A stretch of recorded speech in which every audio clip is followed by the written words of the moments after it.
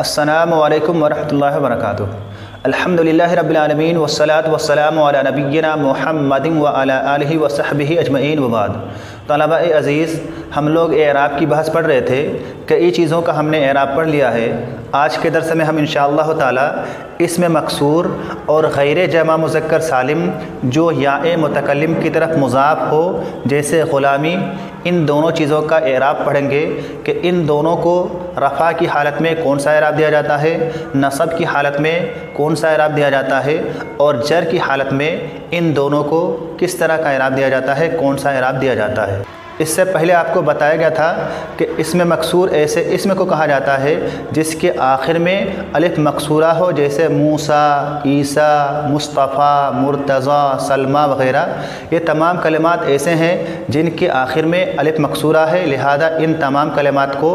इसमें मकसूर कहा जाएगा। इसी तरह से दूसरी चीज़ क्या है, गैर जमा मुज़क्कर सालिम जो या-ए मुतकल्लिम की तरफ मुज़ाफ़ हो, यानी ऐसा कलिमा जो कि जमा मुज़क्कर सालिम को छोड़ करके कोई और कलिमा हो, चाहे वो जमा मुकस्सर हो या जमा मुअन्नस सालिम हो या मुफ़रद मुनसरिफ सही हो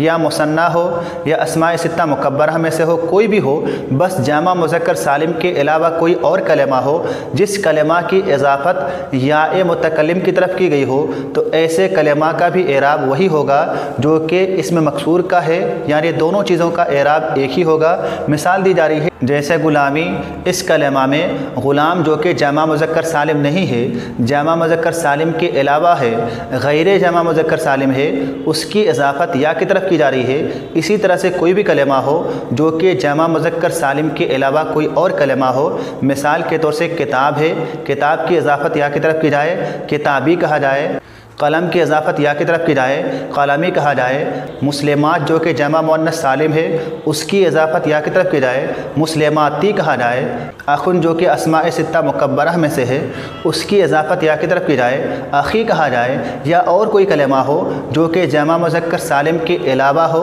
उसकी इजाफ़त या की तरफ की जाए, तो उसका भी एराब वही होगा जो कि इसमें मकसूर का है, इसमें मकसूर का एराब, और गैर जमा मुज़क्कर सालिम जो कि या की तरफ मुज़ाफ़ हो उसका एराब, दोनों का एराब एक ही होता है। इन दोनों किस्मों का एराब क्या है, रफ़ा ज़म्मा तकदीरी के साथ, जैसे जा मूसा व ग़ुलामी, नसब फतहा तकदीरी के साथ, जैसे रअयतु मूसा व ग़ुलामी, जर कसरह तकदीरी के साथ, जैसे मररतु बे मूसा व ग़ुलामी। यानी इन दोनों का एराब मुफ़रद मुनसरिफ सही के एराब की तरह से होता है। जिस तरह से मुफ़रद मुनसरिफ सही को एराब दिया जाता है रफ़ा में ज़म्मा, नसब में फतहा और जर में कसरा, वैसे ही इन दोनों को भी एराब दिया जाता है। अलबत्ता इन दोनों का एराब लफ्ज़ी के बजाय तकदीरी होता है, पोशीदा होता है, नज़र नहीं आता है, दिखाई नहीं देता है। मिसाल दी जा रही है, जैसे जा मूसा व ग़ुलामी, मूसा हालत रफ़ा में है, ग़ुलामी भी हालत रफ़ा में है, लेकिन हालत रफ़ा में दोनों को ज़म्मा देने के बावजूद भी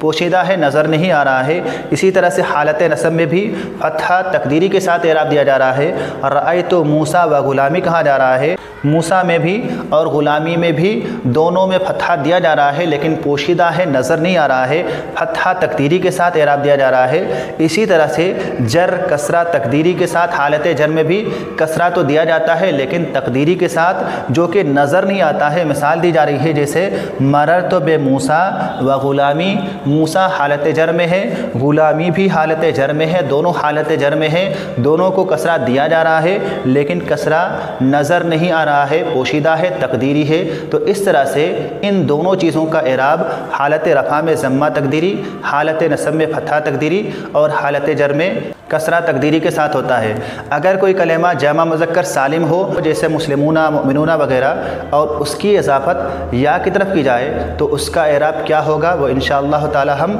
अगले दर्स में पढ़ेंगे। उसके बाद इसमें मुतमक्किन जिसका हमें एराब पढ़ना है उसकी 15वीं किस्म है इसमें मनकूस। इसमें मनकूस का हमें एराब पढ़ना है कि इसमें मनकूस को क्या एराब दिया जाता है रफ़ा की हालत में, नसब की हालत में और जर की हालत में। इससे पहले आपने इसमें मनकूस से मुतालिक पढ़ा है कि इसमें मनकूस कहा जाता है ऐसे इसमें को जिसके आखिर में याय हो और माक़बल मकसूर हो, जैसे अलक़ाज़ी, अर्रावी, अलहादी वग़ैरह। ایسے اسم کو اسم منقوص کہا جاتا ہے۔ اس کا اعراب کیا ہے بتایا جا رہا ہے یہاں پر کہ رفع ضمہ تقدیری کے ساتھ جیسے جاء القاضی، نصب فتحہ لفظی کے ساتھ جیسے رأیت القاضیہ، اور جر کسرہ تقدیری کے ساتھ جیسے مررت بالقاضی۔ یعنی اسم منقوص کو دو حالتوں میں تقدیری اعراب دیا جاتا ہے، رفع میں ضمہ تقدیری، جر کی حالت میں کسرہ تقدیری، البتہ نصب کی حالت میں فتحہ لفظی کے ساتھ اعراب دیا جاتا ہے، اس پر فتحہ موجود ہوتا ہے، جیسے رأیت القاضیہ، یا پر زبر دیا جا رہا ہے، فتحہ دیا جا رہا ہے۔ اسم منقوص کو حالت نصب میں فتحہ لفظی کے ساتھ اعراب دیا جاتا ہے، جبکہ آپ نے اس سے پہلے اسم مکسور سے متعلق پڑھا کہ اسم مکسور کو تینوں حالتوں میں تقدیری اعراب دیا جاتا ہے، رفع میں ضمہ، نصب میں فتحہ اور جر میں کسرہ تقدیری کے ساتھ اعراب دیا جاتا ہے، جبکہ اسم منقوص سے متعلق کہا جا رہا ہے کہ اسم منقوص کو رفع ضمہ تقدیری کے ساتھ اعراب دیا جاتا ہے، جیسے جاء القاضی، یہاں پر قاضی حالت رفع میں ہے فاعل ہونے کی وجہ سے، اور اعراب کیسے دیا جا رہا ہے تقدیری اعراب دیا جا رہا ہے، پوشیدہ اعراب دیا جا رہا ہے، نصب میں فتحہ لفظی کے ساتھ اعراب دیا جا رہا ہے، اور جر کی حالت میں کسرہ تقدیری کے ساتھ اعراب دیا جا رہا ہے۔ جس طرح سے حالت رفع میں ضمہ تقدیری کے ساتھ اعراب دیا جا رہا تھا، ویسے ہی حالت جر میں بھی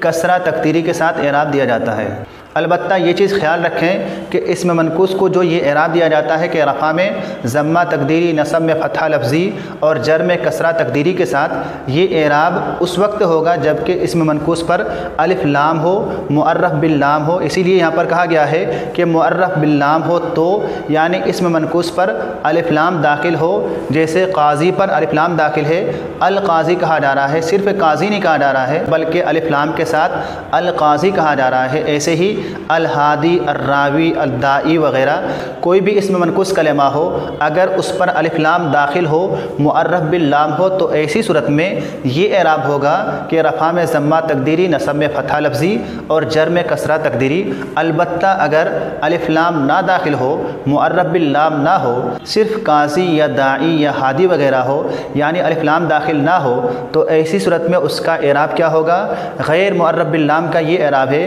کہ رفع حذف لام کے ساتھ جیسے جاء قاضن، نصب فتحہ کے ساتھ جیسے رأیت قاضیا، جر حذف لام کے ساتھ جیسے مررت بقاضن۔ یعنی اسم منقوص پر اگر الف لام داخل نہ ہو،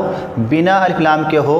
غیر معرف باللام ہو، تو ایسی صورت میں اس کا یہ اعراب ہے کہ رفع کی حالت میں لام کلمہ کو حذف کر دیا جاتا ہے، یا کو جو آخر میں ہے اس کو حذف کر دیا جاتا ہے، ختم کر دیا جاتا ہے۔ نصب کی حالت میں فتحہ موجود ہوتا ہے، فتحہ کے ساتھ اعراب دیا جاتا ہے، اور جر کی حالت میں بھی یا کو حذف کر دیا جاتا ہے، جس طرح سے رفع کی حالت میں یا کو حذف کر دیا جاتا ہے، سیم ویسے ہی جر کی حالت میں بھی یا کو حذف کر کے اعراب دیا جاتا ہے رفع حذف لام کے ساتھ جیسے جاء قاضن۔ یہ جو ضاد کے بعد یا ہے اس کو گرا دیا گیا ہے حالت رفع میں، نصب فتحہ کے ساتھ جیسے رأیت قاضیا، یہاں پر یا پر فتحہ کے ساتھ اعراب دیا جا رہا ہے، فتحہ موجود ہے، فتحہ کے ساتھ اعراب دیا جا رہا ہے، اور جر کی حالت میں بھی حالت رفع کی طرح سے لام کلمہ کو، آخری کلمہ کو یا کو گرا کر کے اعراب دیا جا رہا ہے، جر حذف لام کے ساتھ جیسے مررت بقاضن، حالت جر میں ہے، با کی وجہ سے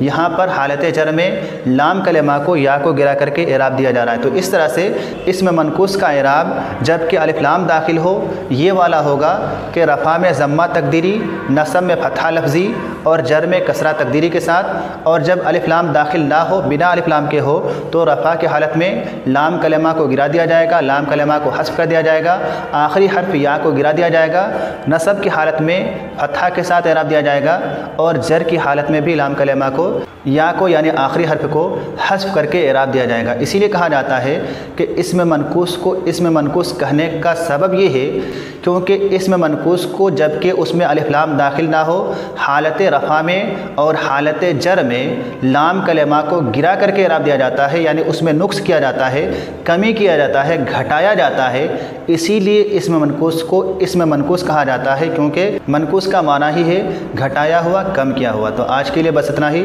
السلام علیکم ورحمۃ اللہ وبرکاتہ۔